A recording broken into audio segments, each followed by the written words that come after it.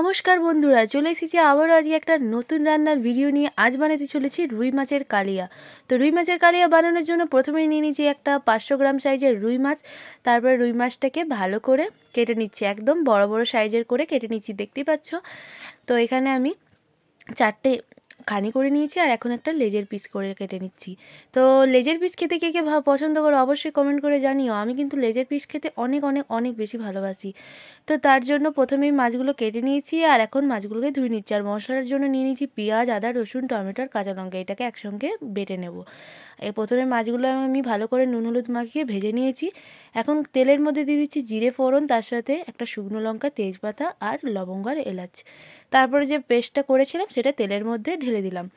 তারপর এবার পেস্টটাকে ভালো করে নাড়াচাড়া করে নেব। 3 থেকে 4 মিনিট গ্যাসটা ফুল হিটে রেখে নাড়াচাড়া করে নেব, যতক্ষণ না টমেটোর কাঁচা গন্ধটা চলে যাচ্ছে। তারপর এখানে আমি নুন, হলুদ, জিরে গুঁড়ো, ধনে গুঁড়ো, কাশ্মীরি লাল লঙ্কার গুঁড়ো আর স্বাদ মতো মিষ্টি দিয়ে দিয়েছি। তারপর ভালো করে এই মশলাটাকে মাখিয়ে নিচ্ছি। এইভাবে কষিয়ে নিতে হবে 3 থেকে 4 মিনিট। তারপরে যে মশলা ধোয়া জলটা ছিল সেটা দিয়ে পরে আমি ঝোলটাকে ফুটিয়ে নিলাম। তারপরে ভাজা রুই মাছগুলোকে একটা একটা করে ঝোলের মধ্যে দিয়ে দিলাম। এভাবে 3 থেকে 4 মিনিট ফুটিয়ে নিলেই তৈরি আমাদের একদম, দেখতে পাচ্ছ, ক্রিমি ক্রিমি একদম রুই মাছের কালিয়া তৈরি হয়ে গেছে।